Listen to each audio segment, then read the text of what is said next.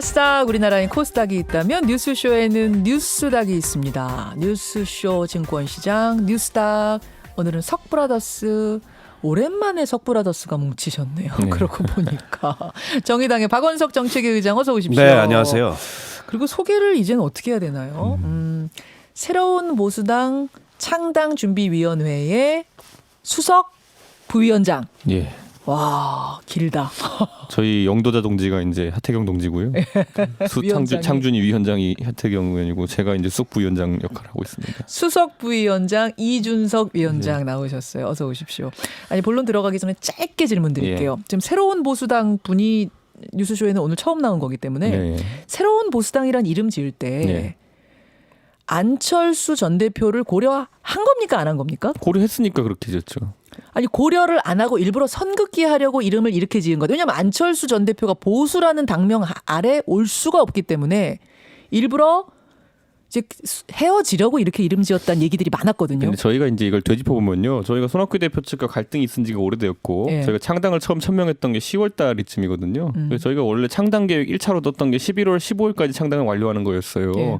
그런데 그 계획을 저희가 2달 정도 지연시켰던 것이 안철수계를 불리는 소위 변형내 의원님들의 요청도 있었고 사실 그래서 좀 템포를 조절했던 건데 그 뒤로 한 달 넘게 2달 가까이 그 어떤 상태가 지속되었냐면은 안철수 대표의 의중을 들어야 된다라고 그분들이 주장해서 이제 계속 뭐 언제 미국 가겠다 아니면 언제까지 답을 받겠다 이런 얘기가 있었는데 그게 한 2달 정도 저희가 기다렸죠. 그러니까 변형 내에 네. 이른바 안철수계 의원들을. 네, 그래서 이제 사실상 그 안철수계 의원들은 또 안철수 대표의 의중을 묻겠다고 해서 2달 정도 기다렸기 때문에 이게 잘 보시면은 언론에 이제 그분들이 말씀하실 때는 우리가 당명을 그렇게 정했기 때문에 같이 할 수 없다 이렇게 표현하시는 경우가 있는데 거꾸로 말하면 안 하실 거 이제 확실해지니까 저희가 당명을 이렇게 정한 거에 가깝다. 그 얘기예요?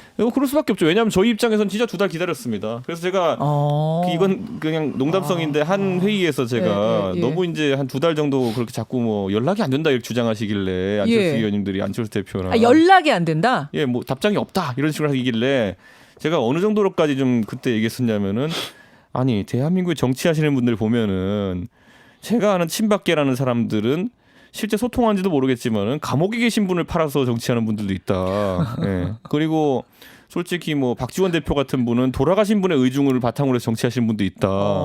그런데 도대체 미국에 계신 분하고 소통이 안 돼가지고 우리가 기다려야 되는 상황은 뭐냐라고 이렇게 제가 말씀드린 적이 있었어요. 근데 뭐 그때 이미 저희는 좀 파악을 했던 것이 안철수 대표가 합류하는 건 어려울 수 있겠구나. 그렇게 보세요. 근데 굳이 좀 더 기다렸던 거는 근데 그와 무관하게 안철수 계 의원님들이라고 하는 분들은 저희랑 또 신뢰관계 구축된 부분이 있기 때문에 그래서 한 2달 정도 시간을 가지고 기다렸던 것이지.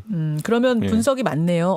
누구 때문에인지 모르겠지만 어쨌든 이제는 안철수 계 이른바 안철수 계 안철수 전 대표와는 사실상 헤어진 거다. 저는 뭐 그렇게 볼 수도 있다고 보는데요. 뭐 그렇다고 해서 같이 했던 동지들이기 때문에 저희가 박하게 이야기할 이유도 없고 저는 굳이 뭐 거기에 대해서 그분들도 당명 때문에 그랬다라고 하는 거는 굉장히 섭섭합니다. 그거는. 어제 말이죠. 그 유시민 노무현 재단 이사장이 하는 유튜브 방송에서 유시민 이사장이 안철수 전 대표 돌아오려면 지금이 적기다 이런 발언을 한 게 오늘 아침에 많이 본 뉴스 보신 분들은 아실 거예요. 많이 본 뉴스로 지금 막 떠 있어요. 어떤 맥락에서 이런 말씀을 하셨나 보니까 연동형 비례제가 되면은 팬이 10만 명인 것과 20만 명인 것과 100만 명인 게 예전에는 이제 100만 명 미치면 다 소용없어 뭐 예를 들어 이랬다면 지금은 10만 명이라도 단단한 팬이 있는 정치인이 한 명이라도 더 있는 게 유리하기 때문에 안철수 전 대표의 몸값이 전보다 올라갈 것이다. 따라서 지금이 돌아오는 게 적기다.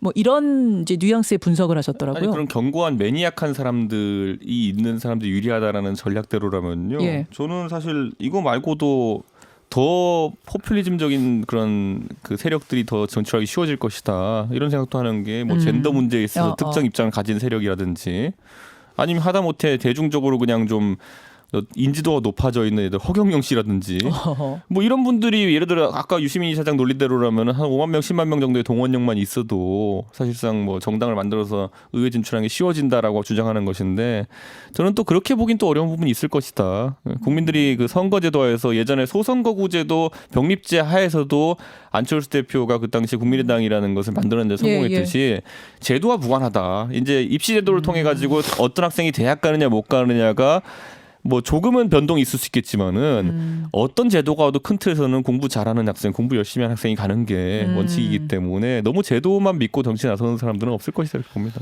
알겠습니다. 근데 이제 안철수 전 대표 같은 경우에 대선 후보 여론조사를 하면 여전히 지금 야권에서는 황교안 대표 다음으로 그 선호도가 높은 걸로 심상정 대표하고 엎치락뒤치락 하는데 그래요? 조금 더 높은 걸로 나와요. 그러니까 유시민 이사장의 저런 발언이 근거가 없는 게 아니고 또 5만 10만 정도의 그 매니아층을 가지고는 연동형 비례대표제를 돌파 못합니다. 왜냐하면 진입장벽이라는 게 제가 그 있기 말씀드린 때문에. 예를 든 거예요. 네. 예. 3% 혹은 이게 5%가 될 수도 있어요. 지금 민주당에서는 5%로 상향하자고 주장을 하고 있는데, 근데 안철수 전 대표 같은 경우에 전국적인 지명도가 있고 최근에 이제 비호감층이 굉장히 늘었습니다. 얼마 전에 이제 비호감도 황교안 대표에 의해서 조사했더라고요. 2위를 했는데 예, 예. 반면에 여전히 전국적인 인지도를 바탕으로 대선 후보 야권 그 지지도 한 2위권에 올라와 있기 때문에 실제로 만약에 복귀한다면 그리고 이 제도의 이점을 10분 활용하려고 새로운 세력을 규합하는 시도에 나선다면 이런 얘기가 근거가 없는 건 아니죠. 근데 이제 그 유시민 그저 노무현재단 이사장이 예, 예. 이걸 호의적으로 논평한 게 아니고 아마 일종의 경계성 논평을 한 게 아닌가. 그렇게 되세요? 저는 그렇게 미루어 짐작이 되고 그 소문도 있어요. 뭐라고요? 1월 달 중에 안철수 전 대표가 귀국해서 예. 지금 이제 내용을 겪고 있는 예. 바른미래당 내의 당권파 이른바 손학규 대표와 대한신당과 민주평화당을 다 규합해서 어게인 국민의당 프로젝트에 나설 거다. 그런 얘기 있어요? 이 얘기는 유승민계와 완전히 결별했다는 얘기인 거죠. 정치판에 지금 그런 얘기 돌고 네, 있어요. 그런 얘기가 돌고 있습니다. 알고 계세요, 이준석 위원장? 정의당의 세계는 저희랑 완전 다른 세계라 가지고요. 예. 지금 들으셨는데 모른 척하는 거 아닙니까? 아닙니다. 정의당이 워낙 그 고립계에서 살고 있기 때문에 부정하고 싶겠죠. 예, 그 고립계에서는 사실 무슨 얘기가 오고 저희가 알기 어렵습니다. 뭐 하여튼 알겠습니다. 저희가 자, 새겨 들으세요, 여러분. 제가 취사 선택해 들으십시오. 저희 쪽 고립계에서 도는 소문으로는 박원석 의원님이 그 지역구를 옮기신다는 얘기도 있었어요. 근데 그렇게 얘기하면 굉장히 화나잖아요. 뭐 옮길 수도 있죠. 저희가 좀 더 이렇게. 정확한가 보네요. 하여튼 지금 오늘 아침에 이제 도는 이야기들하고 또 새로운 보수당 분이 처음 나오셔가지고 제가 좀 질문 드려봤고 상한가 하한가 본론으로 들어가겠습니다. 자, 오늘은 두 분 다 하한가 쪽으로 골라오셨네요. 이준석 전 최고위원은 하한가 뭡니까? 정의당이죠. 오늘 무슨 정의당 때리는 날로 작정하고 나온 것 같아요. 아닙니다. 저는 우리 때리기 위한 게 아니라 보듬기 위해서 이준석 의원이. 오늘 여러분 두 분의 디스전이 초반부터 알겠어요. 잠깐 기다리시고요. 박원석 정책위 의장의 하한가 저는 황교안 대표입니다. 황교안 대표. 예, 황교안의 난의 주범이죠. 그러면은 두 분의 지금 감정 대립을 좀 시키기 위해서 요쪽 하한가부터 가겠습니다. 황교안 대표. 뭐 국민들 다 보셨겠지만 엊그저께죠. 국회에서 헌정사상 초유의 국회 난동 무법천지와 같은 그런 사건이 있었습니다. 자유한국당이 지금 패스트트랙 시도에 대해서 저지하겠다는 명목으로 국회 본청 앞에서 집회를 했는데 예.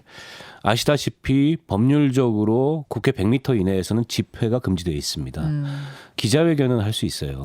그래서 국회 정문 앞에서 하는 그 형태도 대체로는 기자회견 형태로 하지. 그래서 국회 정문 앞에 많이들 계시는데 다 1인 시위만 하시는 거예요? 1인 시위뿐만 아니라 소규모 기자회견 정도는 할 수 그 있지. 거기서 정도까지만? 대규모 집회를 할 수 없습니다. 예. 근데 국회 정문 앞도 아니고 그리고 본청 계단도 아니고 그 올라가는 계단. 예, 예. 거기서 이제 의원들의 의정 활동의 연장선이라는 명목으로 외부 인사들이 참여한 기자회견 같은 걸 하기는 해요. 근데 그 계단을 올라와서 예. 본청 출입문 바로 앞에서 예. 수천 명이 모여가지고 그런 식의 그 소요를 일으켰던 것은 지금까지 국회 역사상 없었고요. 처음 봤어요.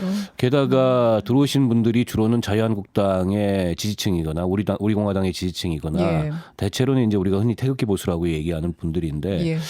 이분들이 그냥 단지 곱게 집회만 하고 가신 게 아니고 일종의 이제 폭력 사태를 야기했죠. 정의당의 당직자들하고 당원들이 그래서 농성을 하고 있었는데 예. 뭐 형언할 수 없는 그런 욕설을 듣고 심지어는 물리적인 폭력도 당하고 어떤 식이요? 따기도 맞고 따기도 있었어요? 예, 얼굴에 침도 뱉고 뭐 이런 그 거의 난동 수준의 사태가 일어났고요. 중간에 이제 경찰이 들어와서 벽을 쌓아가지고 이 격리를 시켰지만 예. 그 과정에서도 그 욕설과 뭐 이런 것들이 계속 됐습니다. 근데 제가 더 심각하게 보는 거는 예. 황교안 대표 같은 분이 그 사태를 진정시켜야 될 책임이 있는데 왜냐하면 그 집회의 주최자이기 때문에 근데 진정시키기는커녕 모인 군중들을 더 흥분시켜서 자, 그 음성 좀 준비돼 있나요? 그 현장음을 좀 우리가 분위기를 좀 느껴보죠. 네네. 예. 우리의 민주주의 파괴하는 문희상 의장을 규탄한다. 국민들을 대변하는 국회에 오실 때 자유롭게 오셨습니까? 오래 고생하셨죠?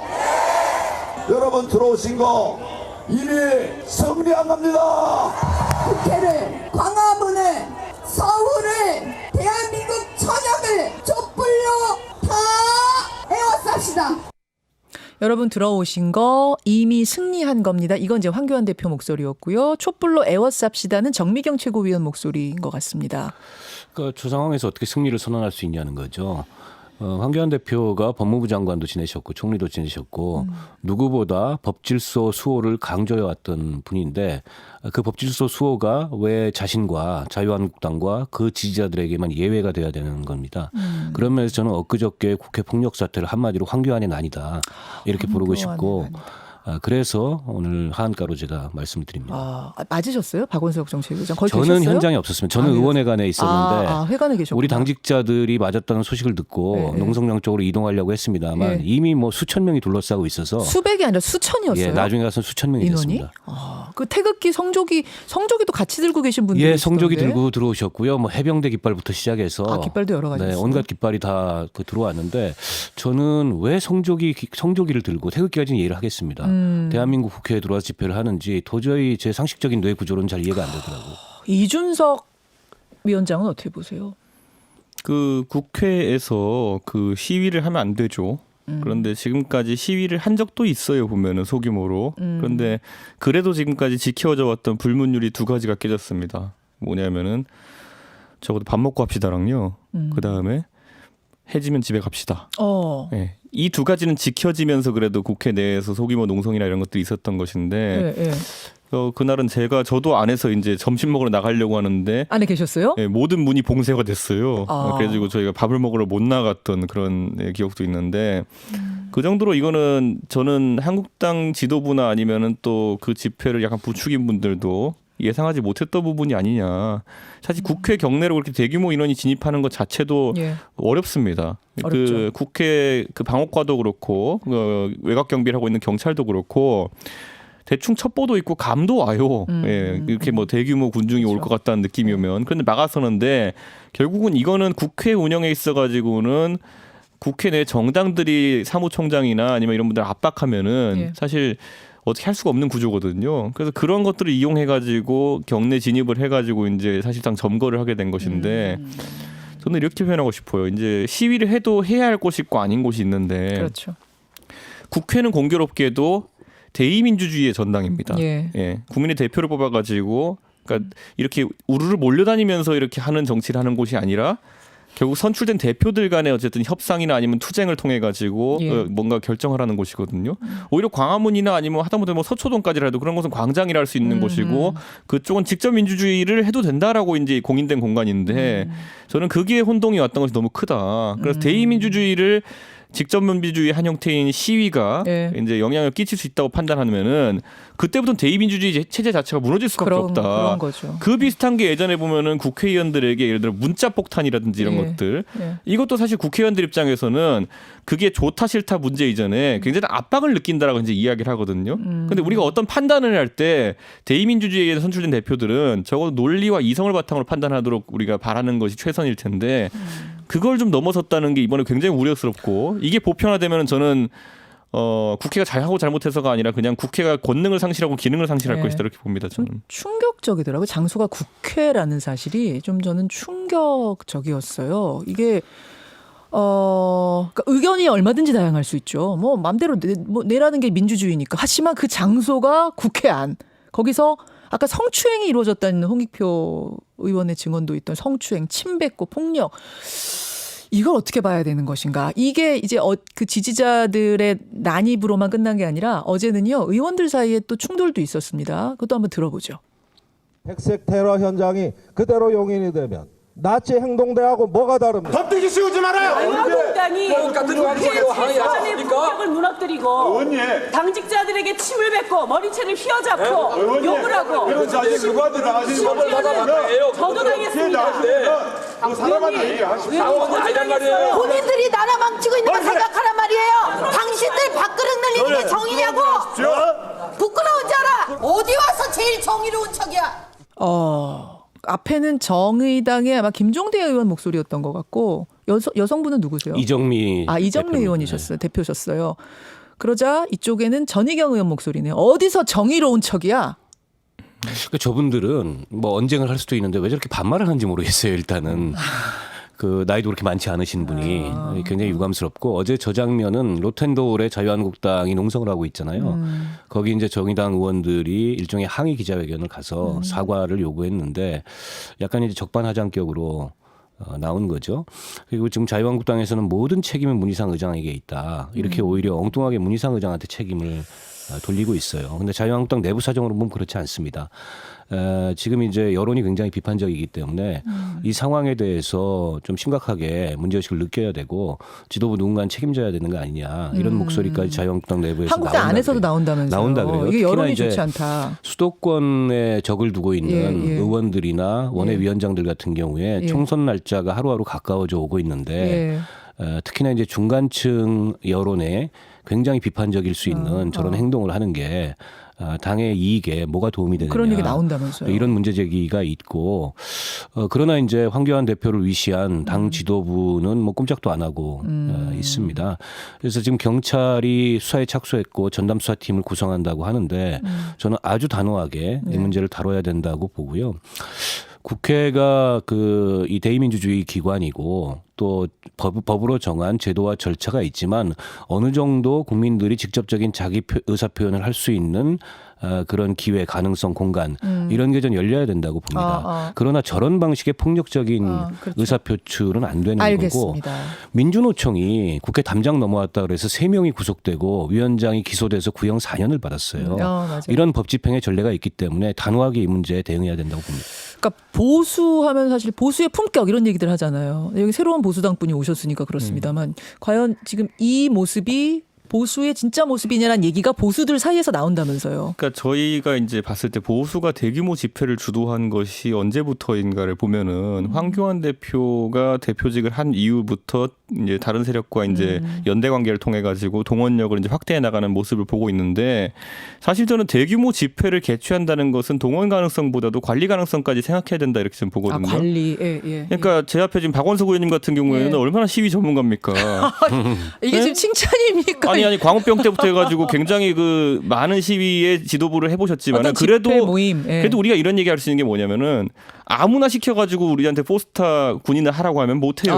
어떻게 10만 가까운 인원을 통솔 하겠습니까? 그거를. 근데 그걸 할 자신이 없는 사람이 그걸 통솔하게 되면요 재앙이거든요 보면은. 근데 제가 봤을 때 자유한국당을 위시한 그러니까 보수 야권 같은 경우에는 대규모 군중 집회를 개최할 능력에 대해서도 의문이 있지만은 그것을 관리할 능력, 메시지를 관리하고 인원을 관리할 능력에 대해 가지고는 아직까지 좀 부족한 부분이 많을 것이다. 그렇다면 총선 앞두고 왜 자꾸 이런 판을 벌이느냐. 뭐 연습용이나 아니면은 뭐 굳이 말하자면 그 역량을 키우기 위해서 한다고 보기에는 왜냐면 잔치 앞두고 굉장히 뭐 위험한 그런 어떤 선택들을 하고 있다. 그래서 제가 듣기로도 그 자유한국당 내에서도 이런 어떤 장외 집회 일변도의 어떤 시도들에 대해 가지고 굉장히 우려가 많은 것을 알고 있는 게 아니 몇십 년 동안 시위했던 분들도 정작 그 시위하러 모인 분들이 어떤 분인지 파악하기도 어렵고 그 안에 보면 꼭 나쁜 의도를 가지고 모인 사람도 있을 것이고 행동이 과격해지는 분이 있으시고 한 거를 알고 있는데 보수는 그런 경험 자체가 없어요. 없죠. 관리가 안 된다는 걸 모르고 이렇게 자꾸 하다 보면 이거 굉장히 위험한 일이 알면서도 이렇게 하는 거는 예를 들어 어떤 그 마트에서 할인 행사를 하는데 예를 들어 뭘 막 뿌려요 공짜로. 그럼 사람들이 몰려가지고 안전 문제가 생길 것 같으면 안 해야죠 그거는. 아무리 의도가 선하고 뭐 하다 하더라도. 근데 이거 사고 한 번 터졌는데도 계속 뭐 공짜 나눠주기 행사 이런 거 하면서 앞에서 막 뭐 다치는 사람 나오고 이런 상황인 거죠 지금 보면은. 그렇게 이제 우려가 지금 한국당 보수 안에서 나오고 있다는 얘기. 자, 여하튼 이렇게 해서 하한가 황교안 대표를 골라오셨고. 정의당 하한가 이준석 위원장. 왜 정의당 하한가입니까?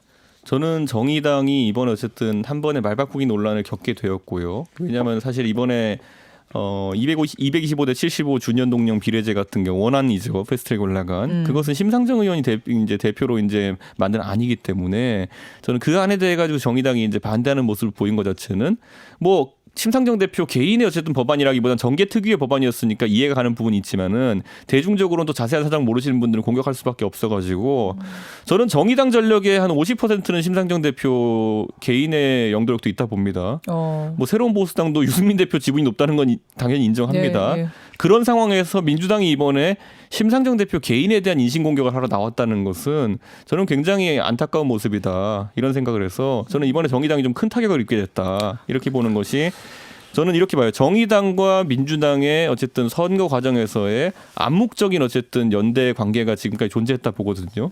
그것이 뭐 사실 정의당을 지지한 유권자 같은 경우에는 지역구에 민주당 후보가 경쟁력이 있으면은 글을 찍고 뭐 예를 들어 비례대표 투표는 예를 들어 정의당에게 하고 이런 것이 하나의 관습화된 어떤 그런 지지 성향이었다 저는 보는데 이번 선거에서 돌아오는 선거에서는 그 균열을 만들 수도 있겠다. 민주당이 다급해지면은 연동형 하에서 이제 정의당의 공간을 축소시키기 위한 어떤 적극적인 행위들을 할 가능성이 생겼다는 것을 이번 심상정 대표를 때리는 걸 보면 좀 봤어요. 보면은 심상정 대표 때렸다는 건 어느 부분 말씀하시는 그러니까 거예요? 석패율제 관련해서 논란이 있었을 때 중진이 그러면 이거는 하자는 제도냐라고 했는데 굳이 말하자면은 제가 정의당의 특수한 상황에서 정의당은 중진 의원이 딱히 나오기 어려운 구조예요.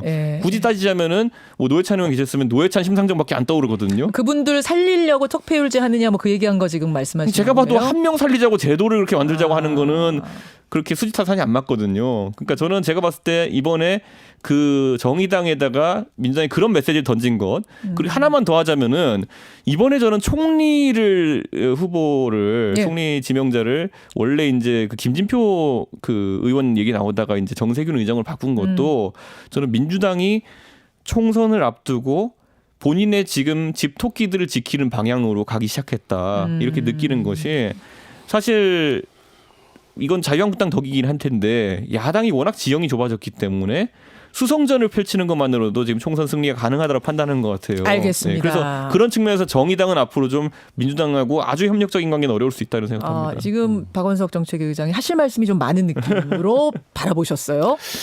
일단 정의당이 말을 바꿨다고 말씀을 하셨는데 말을 바꾼 건 아니고요. 여전히 225대 75의 준연동형 비례대표제가 저희 원칙입니다. 그리고 이제 그 원칙을 논의 과정에서 계속 변경한 것은 민주당을 위시한 이제 호남계 정당들의 의원들 개개인의 문제 제기와 이해관계가 계속 이제 돌출되기 때문에 이렇게 돼서는 국회에서 과반 확보가 좀 쉽지 않다. 이제 이런 의견이 나와서 거기에 저희가 동의를 해준 거죠. 근데 민주당에서 난데없이 협상이 난항을 겪으니까 이렇게 되면 원안을 올려서 표결할 수밖에 없다. 그건 이제 그 맥락에서 보면 협상 상황에서 보면 일종의 이제 협박을 한 거죠. 그래서 진지하게 225대 75를 올려서 그걸 가결시키기 위해서 최선의 노력을 다하는 그런 제안이라면 우리는 얼마든지 그 원칙에 입각해서 임할 생각이 있으나 지금 협상 상황에서 협상을 걷어차겠다는 그런 협박으로 그런 얘기를 해서는 안 된다라는 말씀을 드린 거고 이 선거법 논의가 4+1 협의를 하면서 좀 묘하게 선거법의 가장 중요한 쟁점이 마치 석패율인 것처럼 프레임이 바뀌었어요. 그러나 석패율은 처음부터 그렇게 큰 쟁점이 아니었고 애석하게 패한 사람들 이제 구제하는 4월 달에 석패율인데. 225대 75 합의될 때도 별다른 이견 없이 통과가 됐고요. 그때 이제 민주당 쪽에 나왔던 논평도 험지에서 오랫동안 고생했던 우리 정치인들이 국회에 진출할 수 있는 그런 길이 열리는 제도다. 이로써 이제 지역주의를 완화시켜서 한국 정치가 더 발전될 수 있는 가능성이 생겼다. 이게 이제 민주당의 반응이고 논평이었거든요. 근데 7개월이 지나서 그 제도를 지금 쓰레기라고 비난을 하고 있는데 그러면 그 제도가 당시에는 그렇게 합의했다가 지금 쓰레기가 된 이유를 정확히 설명을 해야 될 거 아닙니까? 제가 추정컨대 그 이유는 석패율 제도가 지역구의 출마자들에게 그러니까 지역구의 다수의 후보가 출마할 수 있는 유인 동기가 제도적으로 되기 때문에 수도권에서 정의당 후보들이 이 석패율 제도를 바라보고 출마하는 게 싫다 한마디로 민주당 그 내부에 의원들의 이런 반발 때문에 석패율 바라보고 정의당이 많이 나올수록 민주당이 불리하기 때문에 싫어하는 거 아니냐? 그거죠. 그 반발 때문에 이해찬 대표가 어떻게 보면은 좀 심상정 정의당 대표를 개인적으로 인신공격하는 수준으로까지 나갔는데 심상정 대표는 석패율 제도가 도입된다고 하더라도 등록할 생각이 없었어요. 아, 그래요? 그리고 저희 입장에서 석패율 제도가 중요한 건 저희도 20년 진보정당을 네, 하다 보니까 자력으로 소선거구제 하에서 지역에서 돌파는 불가능하지만 예. 좋은 자질과 능력을 가진 정치인들이 많아요. 아직 한 번도 빛을 보지 못한 이런 분들이 국회에 진출할 수 있는 그런 가능성이 열리는 제도이기 때문에 연동형 비례대표제와 함께 석패율 제도가 도입되는 거라면 이건 검토해 볼 수 있다. 그러니까 패스트트랙이 노래방 마지막 1분 남아가지고 아무 노래나 실어놨다는 거를 지금 증명하는 거예요. 지금 우리 방송 시간 1분밖에 안 남았어요. 아무 노래나 올려놨으니까 지금 싸우는 저 거예요. 얘기를 지금 매주째 계속하고 있는데. 제가 지금 1분이 채 안 남았기 때문에 예, 여기까지 일단 듣는 것으로 아마 이제 민주당하고도 이 부분에 대한 인터뷰가 있었기 때문에 오늘 두 쪽의 이야기를 들으면서 여러분들 정리는 대충 되실 거라고 믿습니다. 자, 두 분 고생하셨습니다. 예, 고맙습니다. 뉴스닥이었습니다. 김현정의 뉴스쇼는 청취자 여러분의 참여로 이루어집니다. 트위터, 페이스북, 레인보우 게시판, 그리고 단문 50원, 장문 100원의 유료 문자 샵 1212, 우물정 1212 통해 참여하실 수 있습니다. 김현정의 뉴스쇼, 여러분과 함께 만듭니다.